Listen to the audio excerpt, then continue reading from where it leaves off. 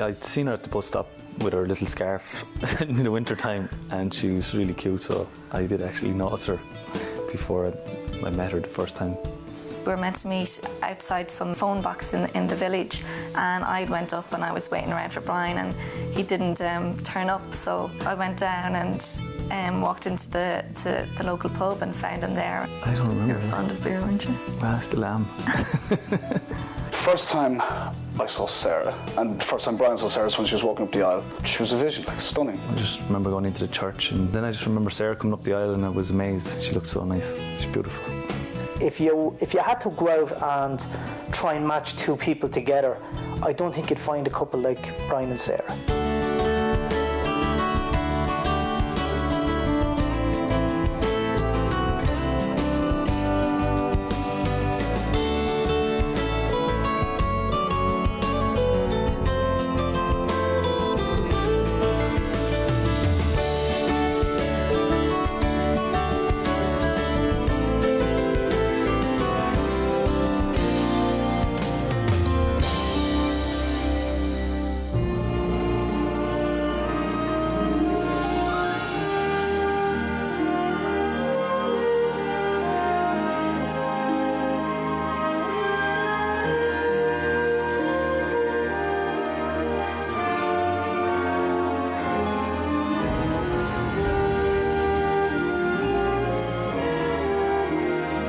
The night we met was about 11 years ago, actually.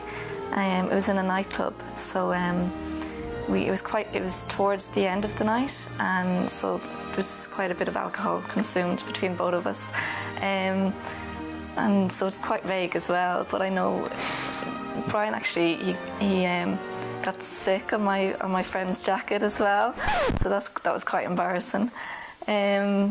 And then I think we just kind of arranged to meet after that. You know, we're both from the same village, so, you know, we knew of each other as well, but we never actually, you know, met up until that night.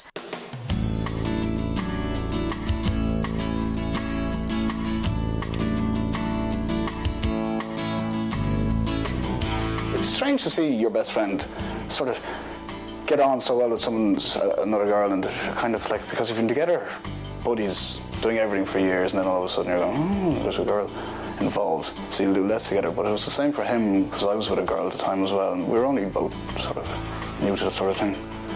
But no, it was obvious from the start.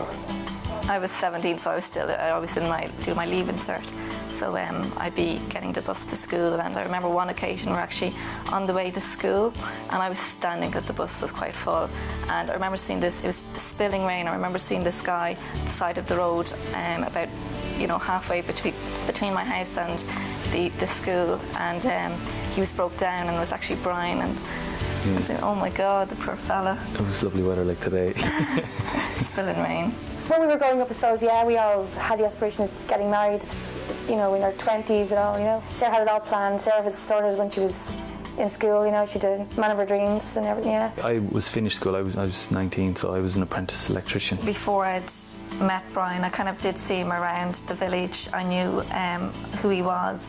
Used to see him going around in his motorbike, and I did think he's quite handsome, so I did have a bit of a thing for him. I don't know how long you chased her for, like, or how much work you put into it, but it was obviously paid off. Back when we were 17 years of age, Brian 19, flying around on his bike with the guys, bit of a heartthrob, you know, in the leather gear and all, long hair. I'd seen her at the bus stop with her little scarf in the winter time, and she was really cute, so I did actually notice her before I met her the first time. They were neighbours and all, we grew up in the same village, but never actually, you know, hung out together at all.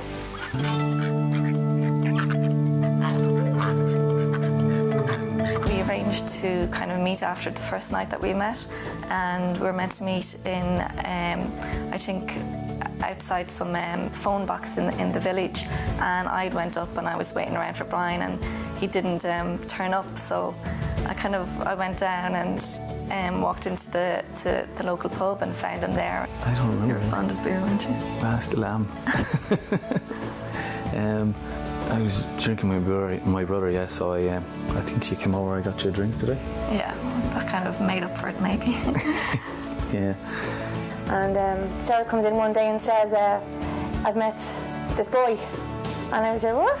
I said, yeah, she actually went to school with his brother.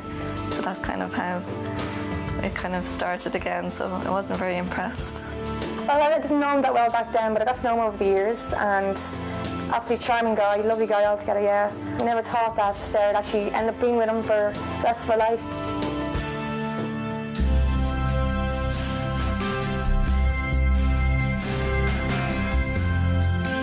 We're dating I did my Leaving Cert, and then I went to college, and I was living up in college, and we only got to see each other at the weekends, and I'd come home at the weekends, I'd be working while he was out socialising, and maybe he'd meet me after I'd finished work for an hour or so. So we kind of got to see very little of each other. So that was for about 3 years. Then when I finished college, I moved back home and worked for about a year, and then we went to Australia together for 1 year. So we got to see plenty of each other then. Yeah, we moved to Australia to live with my brother and some friends of mine. It was in Sydney, and it was a nice big house, but it was kind of run down. So there was no cleaning done because there was a bunch of guys, so they had no cleaning skills or anything. So it was pretty rough. Yeah. When we got there. Yeah. When you seen that place, if she put up with that place, she'd put up with anything, because it was pretty rough when we moved in first. It was a pretty rough house. Yeah, there was one other girl there, I think. So it was quite a shock to the system when I first moved in. Yeah. So and then we just lived there for about 10 months, and then we went travelling together, just the two of us, around Australia. So yeah, I think then we realised that we were definitely going to be together for the rest of our lives, I think. Yeah, I suppose after Australia then it was sort of sewn up, but it took a few years after that before I finally made the decision. We'd often gone over that sort of thing, all right, like there was no doubt they were ever going to be doing anything but getting married, because they were absolutely devoted to each other, always were. It wasn't more so that I was hinting to get married. It was maybe I'd kind of quarrel with him about the subject, especially if we'd come back from the pub and I had a few drinks. Maybe I'd bring the subject up, and yeah, once or twice, maybe three or four times, and I think that was it. I kind of, I put it in the bag then and said, well, if it's going to happen, it's going to happen. So from Sarah's point of view, like she's been with Brian for what, 10, 11, 12 years, whatever it is. I think it's 11, to be honest. And yeah, I think he finally got the courage to be able to go, Sarah, will you marry me? And he knew he was going to say yes, because the last thing he wanted somebody to say no, or let me think about it.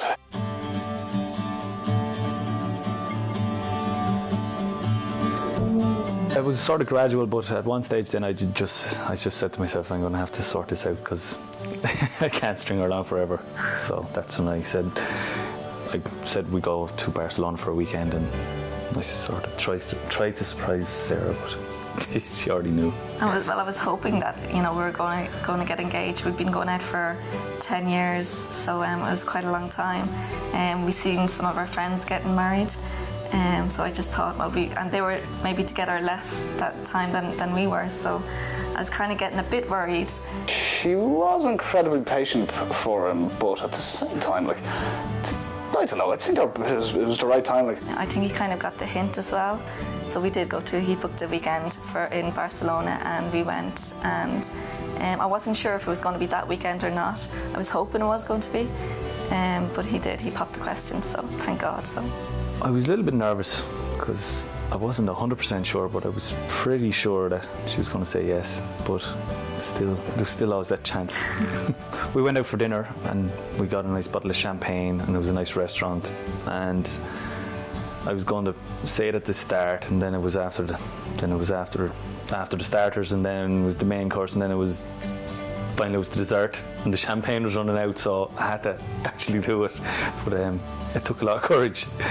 It's not something that you're going to do again. He was kind of a bit fidgety and a bit nervous, but you know, I kind of thought that, well, this might be the night, but it taken so long was towards the dessert time and still nothing had happened. So I kind of just brushed it aside and said, no, it's not tonight, so it's not going to happen tonight. But it did. Brian said, well, I think it's about time now that, you know, we get married. So it wasn't very, it was, you know, his way of being romantic, I guess. I knew Brian had something up his sleeve, but they told me together, which was nice, like I thought. I was going, it's about time, Brian. But I think Sarah was saying the same thing, but I'd say it's just nerves more so than anything prevented up to that point. Like. I was just really, really happy. And yeah, I was just delighted, really. It's just, and shocked as well. Yeah, I kind of expected it, but I was so glad that he actually went through and did ask me.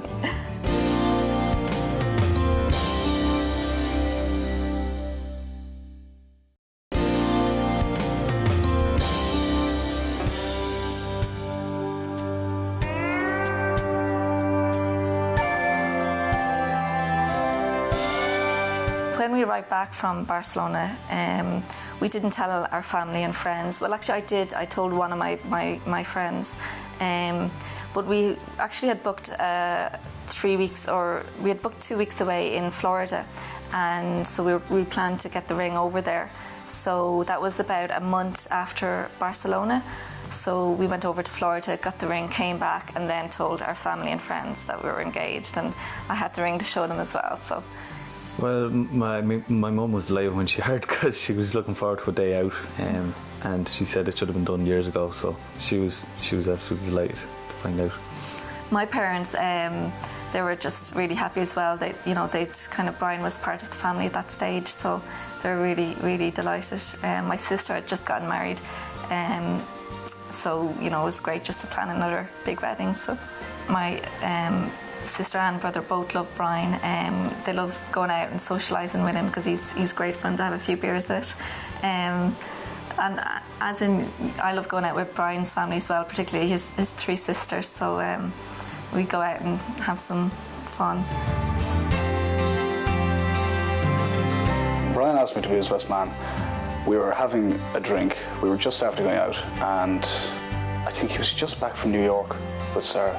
And he just basically come up, put his arm around me and goes, Dara, do you want to be my best man? And I went, you sure? And he went, yeah. That was it. I went, okay, no problemo. When Sarah asked me to be her bridesmaid, we were actually in our local pub. And it was summer 12 months ago. And there was a band playing. I remember it very clearly, sitting in the front bar.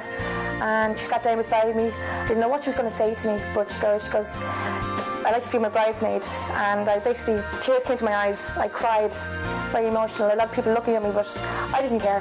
So yeah, I was delighted. Yes, I've never been bridesmaid before, so it was lovely to be asked. We become very good friends over the last few years, very, very close, between my travelling and her settling down in Ballymore. But yeah, it was an absolute honour to be asked to do the job, and I was grateful. Thank you very much. We actually had an engagement party, so we got dressed up for the night, got loads of champers in, and invited loads of friends around, and just celebrated the long-awaited engagement of both of us. So that was a good night, and it kind of set the whole year and a half, I think, in motion. From there on in, it was just planning on my behalf anyway. I was constantly, you know, watching the wedding channel and watching couples getting married, and going through magazines, the bridal magazines, and cutting out, you know, pictures. Your big portfolio. I had a portfolio, and I used to have different sections in it, and put in bridesmaids' dresses, brides' dresses, flowers, arrangements. So I was very organised that way. And it's amazing how your taste changes as well, because originally I wanted, a certain bridal dress and certain flowers, but over the whole year my whole taste actually changed. My mum and my sister both kind of got involved, as well as all my friends. They'd come to, you know, the bridal fittings, and they'd come looking for the bridesmaids' dresses. I'd been looking for bridal dresses about, you know, from the moment we got back from Florida. So I'd been looking so long and so early on in the stage that I kind of had to take a break, you know, a few months after, and just say, look, it calm down there. There's a whole year to go. So I waited around a while and then went with my three best friends. The day we found Sarah's wedding dress, we were out in Dublin one day, myself and two other friends, and she tried on so many dresses and we were going, no. But she came out in the dress that she came out in her wedding dress, and Tree was just stared at her and thought, oh my God, yes, definitely. When I just walked out in the dress, they said, yeah, that's the one. So I kind of trusted their opinion. There was no other dress you could put on her. It was fantastic. It was Sarah to a T. It was a two-piece. It was it had a lace overlay and with a halter neck, and I kind of got some small changes made to it to personalise it a bit. It was just beautiful. It just fit her perfectly. Just sat on her nicely because she's such a slender figure, and with her hair, she looked fantastic. It was white as well. It wasn't, cream or ivory. It was just white. They all said it just kind of suited me, the white, so that's the one I went with. When it came to the bridesmaids' dresses, that was actually the first item we went for, first item, the first on the menu, I suppose you could say, to go for. So we decided to go for black, just to be different, I suppose, and picked out the dresses, and simple as that, yeah. And it turned out to be quite the effect with the shawl, also the pink shawl, which came later on. But it was quite an effect, yes, and black was perfect colour for her day, yeah. The morning of the wedding, I stayed at my mum's the night before, so I just woke up in my mum's house. One of my bridesmaids arrived, curlers in their hair, and next minute my chief bridesmaid arrived about an hour later, and the makeup artist arrived pretty early as well, so she started getting to work straight away on us. The wedding day I was chief bridesmaid. I was quite honoured to do that. She was one of my best friends, and the wedding morning went very smoothly. I got her up about 9 o'clock. I wasn't nervous at all, to be honest, and I just got dressed. I was here on my own, and the best man arrived and we had a bit of a chat. He helped me tie my tie, made sure I looked okay. I was the best man, so basically I was their skivvy for the day, which is good. I don't mind, that's the easy part. I remember just being really calm the morning of the wedding, because I'm quite a nervous person. I surprised myself how calm I actually was. I think it was all the rescue remedy I was using that morning, though I was kind of using loads of rescue remedy, so I think, unknowingly to myself, that did the job. My cousin actually is my hairdresser as well, so it's nice to have her there doing my hair and all the girls' hairs. And the makeup artist was just fabulous as well. She did a really, really great job on us. Then I think Brian sent your best man Dara down to our house with his sister. Dara arrived in with a bottle of champagne, chocolates, and a bunch of flowers as well, and also a present from Ryan, which was a diamond necklace as well. We went to Las Vegas on the stag party, so because I was allowed to go to Las Vegas on a stag party, I said I'd have to get her something nice, so I'd seen a nice diamond necklace, so I bought it over there, and all the boys said it was nice, so on the morning then I said I'd surprise her with it. I told my sisters and they said it was a good idea, so if they said it was a good idea, then obviously it was a good idea, so I sent it down. So that kind of set the mood, put me in, I was already in great spirits, but that really, I knew he was definitely going to turn up to the church at that stage. And we went up to my mother's house, had some breakfast and spoke to the family, and we headed down, had one quick pint before we went up to the church, even though we're not supposed to, but we had one pint anyway, just to calm the nerves completely. The moment I saw her with the veil, she looked astonishing. I was walking up the steps in my bridesmaid's dress, and I just stared at her and I thought she looked absolutely fantastic. The photographer was currently with her at the time. The day Sarah asked me to film her wedding, I was just too happy to do it, so I was. I would have been disappointed if she had went anywhere else, so because they are a lovely couple, so they are. I thought really that this was definitely a wedding that was really going to happen, and I was absolutely thrilled to be part of it, actually, so it was. Not just as in working at the wedding as well, but being a friend and being there at the wedding and to celebrate probably their special day. She looks absolutely astonishing. The dress we'd purchased the year before, beautiful. The hair all done and makeup, she looked fantastic, like a princess, absolutely beautiful. To see Sarah getting out of the Jeep, she was absolutely stunning and amazing, so she was. But then to see her coming down the aisle as well, you know, with the bridesmaids and with Brian standing there and that, it was absolutely spectacular. First time I saw Sarah, and first time Brian saw Sarah was when she was walking up the aisle. She was a vision, like stunning. I just remember going into the church, and then I just remember Sarah coming up the aisle, and I was amazed. She looked so nice. She's beautiful. Incredible. Didn't expect anything else, to be honest. But Brian was a little bit nervous, like, just because obviously his future wife was coming up and whatnot. Well, we were waiting a few minutes because she was a little bit late. There's supposed to be, but she wasn't that late. It was 10 minutes, so it wasn't bad now. But I just glanced around and noticed her coming, and then I looked around another few times because I wanted to get a good look at her, and I was amazed. Yeah, she looked gorgeous, so it was pretty good. And she came up and everything was fine. The priest got them together and then knelt down. Then the priest cracked a couple of little one-liners, and it just settled everyone down. And Brian and Sarah smiled, and it was just glorious from then on. It was a little bit emotional, yeah. At the start, but once we started the ceremony, then things. She kept looking at me, turning around and sort of smiling at me. So you were quite nervous, though, weren't you? I was nervous. You were actually more nervous than I was. So I was surprised that you were that bit nervous. So I kind of felt sorry for you. So I kind of tried to put you at ease and smile and kind of, you know. Yeah, you were completely relaxed. Yeah, I was really relaxed. Yeah.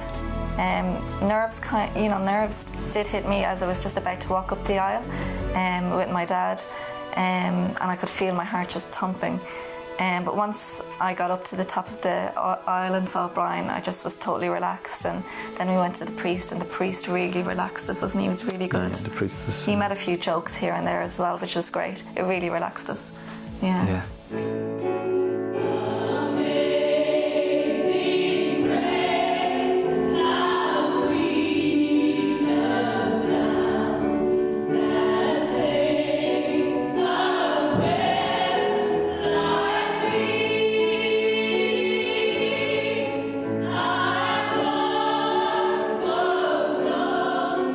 The ceremony was traditional, yeah. It was nice. The gospel choir made it really good.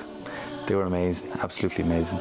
And the priest, he helped out. He calmed our nerves because he's a funny guy, and he's really nice, and he knows us from down the town, you know. So it was quite nice. It was traditional. It wasn't really long. It was about an hour, was it? No, well, it didn't seem long to us.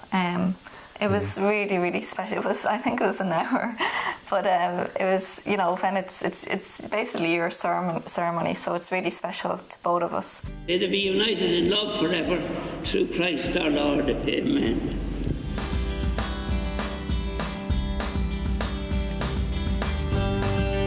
Personally, I think the minute they exchanged their vows, I think was very, very special. I think it's the most special part of the wedding. I, Sarah, take you, Brian, as my husband, for better, for worse, for richer, for poorer, in sickness and in health, until death us do part. See, the way she knew that off by heart. You must have been anxious to marry this lad, were you? It was actually the nicest part of the day, was the ceremony, I thought anyway.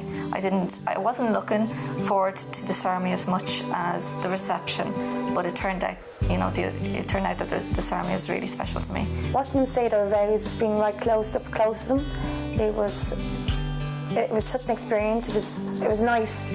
I saw the expressions on their faces, and it was quite sweet. It was lovely. The reason why it was so special, it was because it was just the two of us, and everything was in kind of slow motion as well, because the rest of the day, the crowd just, you're involved with the crowd, but you're kind of left to your own devices up there, and well, you're guided by the priest obviously, but it was just, yeah, the two of us, and things were kind of, you know, in slow motion for that 1 hour maybe, and then after that everything just went really quickly. So I think that's the reason it was special to us.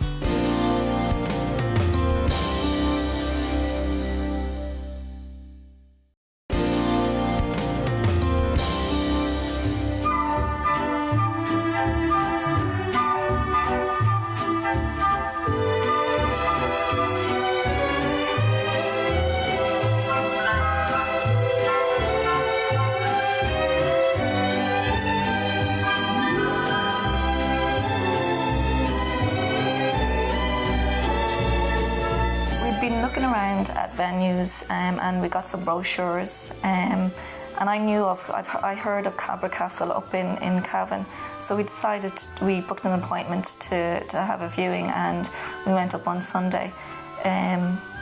As we were travelling for about 40 minutes to an hour, and we then decided, okay, maybe it's a bit too far to bring all the guests up to. So at that stage, it was a non-runner at that stage, but we said, okay, we'll go and we'll have the viewing. And once I got to the castle, I just looked, and I got really emotional, which I never get emotional, but I did, and I nearly started crying. I just saw myself as being there on my wedding day and our wedding day and as our venue. So yeah, I just decided then, yeah, it was definitely the place to go. We were going to have a small wedding as well, but then, you know, with my mum and our parents, it kind of got a bit out of hand. So there was 160 guests. It was quite traditional, very old castle. I think from the 1800s, I think it was. We were actually in a hurry. We didn't have any photos or anything at the church because we were in a hurry to get to the reception because it was a good distance away. It was about an hour and a half drive from our church to the reception, so we were quite anxious just to leave the church and hop in the cars and go. But when we were leaving the church, our videographer Colin suggested that we just stand there and have a reception line where you greet all your guests. And we weren't planning to do that, but I'm so glad that we did do that because we have the video now and you can see all the guests and, you know, just greeting them. It's really nice to look back on.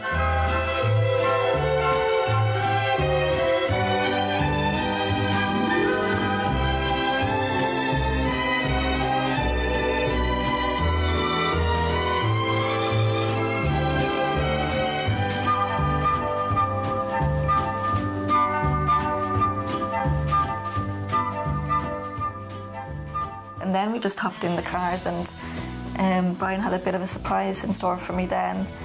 Yeah, we hired a helicopter, so we drove up to my brother's house, and Sarah was wondering why we were going up there. In the wrong direction from the venue. So we got out, the helicopter was supposed to be waiting, but obviously he was late, so we ended up booking 2 helicopters then because we got in a bit of a panic. For the helicopter trip for Brian and Sarah, there were a lot of different ideas we were being thrown around. There was a small helicopter, it was just Brian and Sarah going to go up, and then maybe we were going to get a bigger one because Brian's brother was going to organise a bigger one. But when we went up, nobody knew. Like Brian, we had to obviously keep the secret a couple of times. It did nearly get out. As Brian is a good man for keeping secrets and that, he never told me that he was actually getting a helicopter to the venue, which I would have loved him to record from, which would have been really special as well. But that's Brian. If you tell him a secret, he'll keep it as a secret. And in fact, as far as I'm aware of, no one knew that this was happening, even Sarah. Sarah didn't have a clue that she was going at all until we got up to Brian's brother's house, a big backyard. So 2 helicopters arrived then, so we ended up taking the 2 of them. So my brother and his girlfriend went in one helicopter, and me and Sarah and the best man went in the helicopter. And I wasn't actually going until the very last second. I was just going, no, it'd be romantic if just the 2 of you though. Free lift. I know, they insisted. Ish. To be honest with the helicopter, I kind of mentioned it to Brian New Year's Eve, but Sarah doesn't know about this. We were sitting in the pub, as you do New Year's Eve, friends, having a few drinks, and we were a bit merry at the time, so I kind of whispered to Brian about the helicopter, and he had an idea, but he just said she wanted to go for it. It'll make her day. And I didn't know for certain if it was going to go ahead, but lucky enough, there you go. She had a great day. Turned out well, and she got a helicopter ride in the end. It was spot on. We were up there in 20 minutes, and everybody else was going to take 2.5 hours. So it was nice being up there and just relaxing and settling into things. I'd never been in a helicopter before, so it was great. It was a great experience, especially on our wedding day. I'm so glad that we did get a helicopter rather than go by car, because all our guests, it took about an hour and a half to get up there. And we were kind of planning an hour for them to get up there, but there was roadworks, of course, so that delayed everyone. So if I'd been in a car going up, I would have been so anxious and got myself into a bit of a state maybe. So it just took 25 minutes to get up in a helicopter, and we actually arrived to the venue.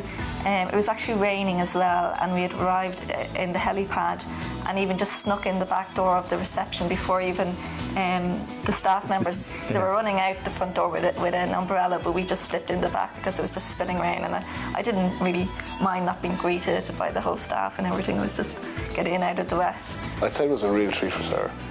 But Brian was very good at that sort of thing. Like, he had everything organised to a tea, like champagne and flowers in the morning and whatever else, all the other formalities, like everything was... He did organise his side of things to a tea, which was pretty impressive. We got stuck in traffic as well on the way up to the reception. But yeah, I believe it was delayed for about an hour and a half, so it wasn't too bad. We had about an hour to 2 hours of just being up there by ourselves and the best man.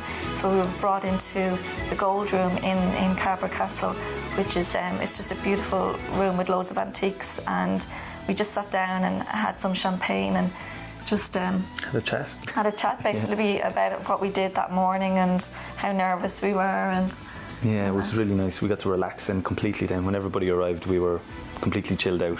It was good because Brian had some family coming over from England and they'd stayed in the castle the night before. So we got to meet them and chat to them. I'd never met them. So it was great actually to spend a bit of time with them. And then later on, the whole, everyone arrived.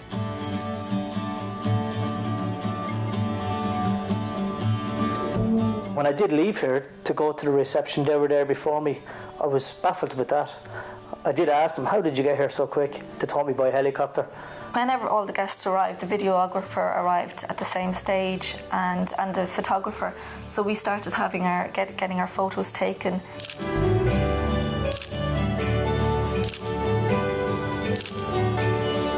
It was kind of a bit overwhelming then from there on in.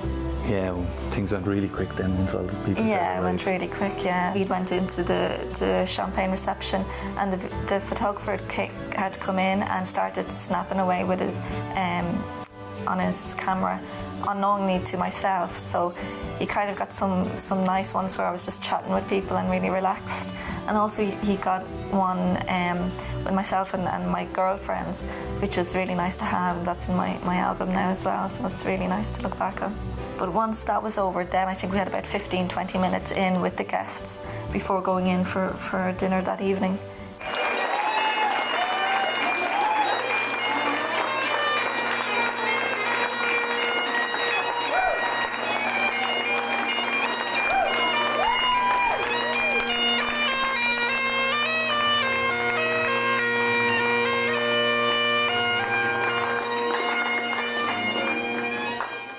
Speeches were very emotional as well, I have to say. Very good, very well put together. My older brother Michael just did a quick speech because my dad's passed away, so he just welcomed Sarah into the family. So he didn't take too long doing that. He didn't want to he didn't want to be singing all day at it.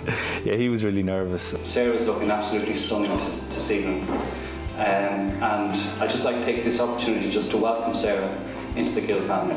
Thank you very much. And I'd like to just propose a toast to the bride and groom. Thank you very much. Brian's brother was beside me, Michael Gill, and he was petrified, so kind of eased it. I was a little bit nervous, like I was able to eat my dinner and I had maybe 2 or 3 pints. And our best man was really nervous.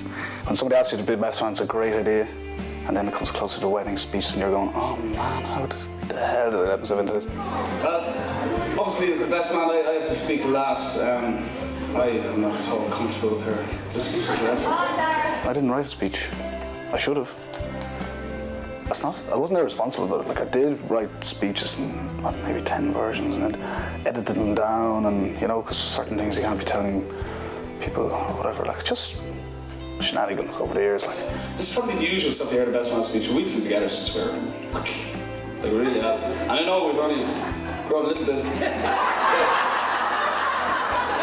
Metaphorically speaking, we've grown up, and so know that. But when you grow up with someone, or when you sort of use it, it's nearly like a brother. Like, you get used to them, you have similar interests, sports and messing around and socialising. We're always good at socialising. So, like, I had maybe a couple of notes and stuff, but like, I suppose I had a speech rehearsed in my head-ish.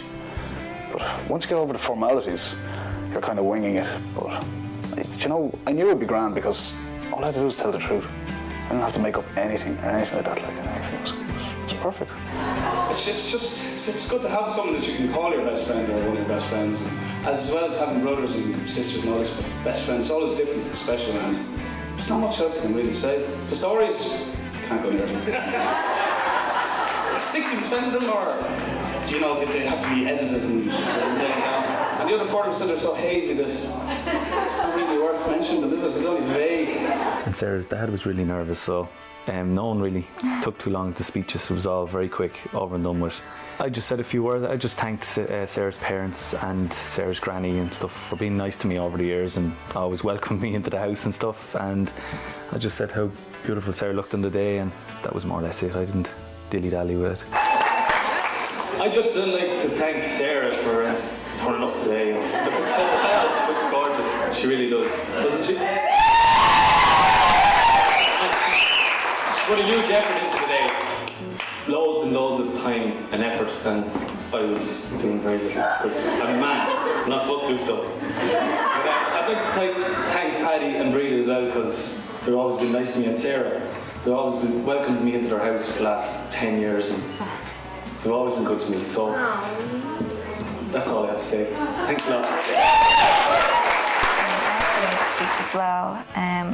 I wasn't going to, but I decided during the meal that I felt comfortable enough and confident enough at that time to actually get up and make a speech.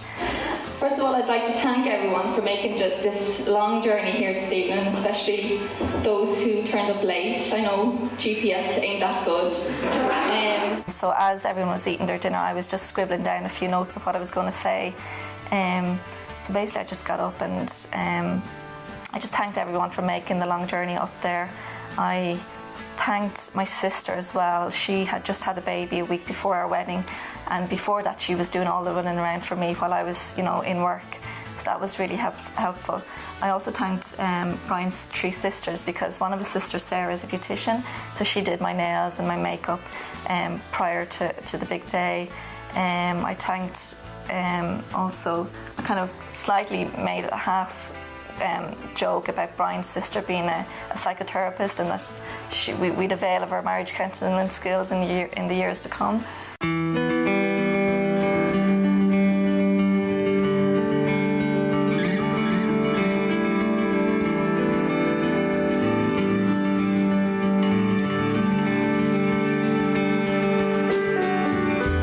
Our wedding cake was made by a friend of the family as well. And she gave it to us as a wedding gift, which was nice. It was a simple enough cake. It was just 2-tiered. I didn't want anything too extravagant. And she brought it up the morning of the wedding up to the venue and set it all up with some red roses on it. I remember saying to Brian that I wanted, and saying to the photographer that I wanted, you know, you always get the pictures of the bride and groom cutting the cake, but I wanted it a bit more personal, and maybe us feeding each other the cake. So I kind of got us doing that, and it was a bit funny. But yeah, it was nice to have, just rather than the traditional cake cutting shot. Our first dance, Sarah picked that out a few months prior to the wedding day. She picked out Dean Martin, How Do You Like Your Eggs in the Morning? So every time we'd come home from the pub, Sarah would make me practice. So when it finally happened, I think it worked out very well. It was a really nice song. Everybody was impressed because it was different for first dance. It just felt like the bride and groom was just still, but the room was just spinning. And it made it really, really special. With the band as well, when you've got a good band and lovely music, it even makes the entertainment more special as well. When we'd come home from the pub, it only happened about 3 times, I think. It wasn't that often. I'd put on Dean Martin, and I'd kind of say, right, Brian, come on, we better practice this. So I kind of get him dancing around the sitting room floor for maybe 1 or 2 takes of the song. So he wasn't very impressed, but it had to be done. We didn't have the traditional slow song where you just kind of potter along around the dance floor. We kind of had a bit of a lively song, so that we could just basically do our own take on a waltz kind of thing, which wasn't very good. But it worked out okay. It worked out okay. We were comfortable with it, so I think that's all that mattered really for us too. From, I think, the moment the band started, the dance floor was just full and never stopped. And I think that even makes it more special for the couple to see everyone else that they invited on their wedding day to be up dancing all night and to know that they are really having a good time.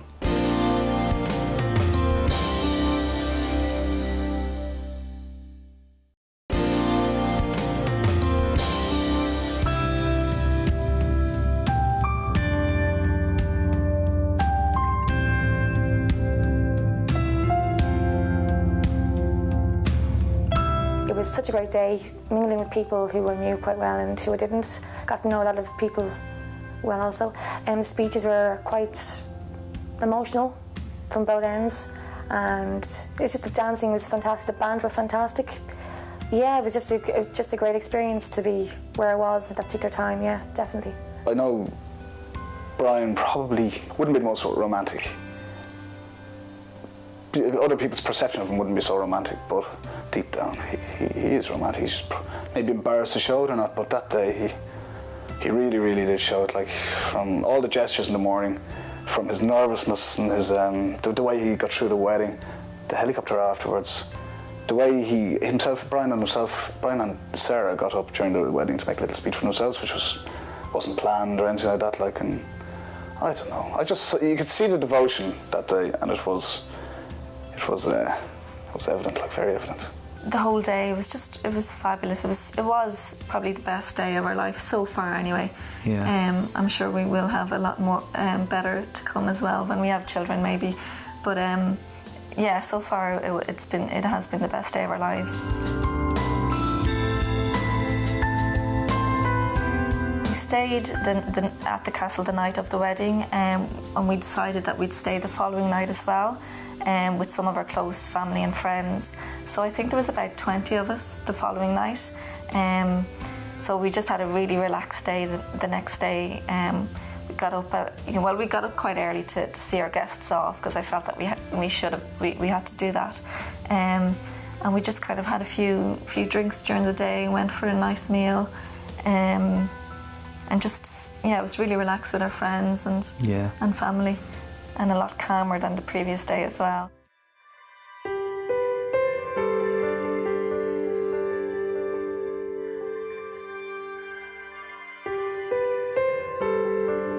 We went to Thailand on honeymoon for 3 weeks, which was really amazing. Beautiful place. The people over there are so friendly. We travelled around a couple of different cities. We stayed in a really nice resort. What was that called? Khoi Lak. It was a 5-star resort, and when we arrived, the chauffeur picked us up at the airport, and we arrived at the hotel, and they met us with flowers and champagne, and they upgraded us to a suite as well, with our own jacuzzi, and it was just a whole top floor. It was just fantastic. I was in tears when I arrived. Basically, I was so overwhelmed. Yeah, it was a beautiful place. We really, really made the most of it, because we know that we'll never get that opportunity again to have such a wonderful holiday.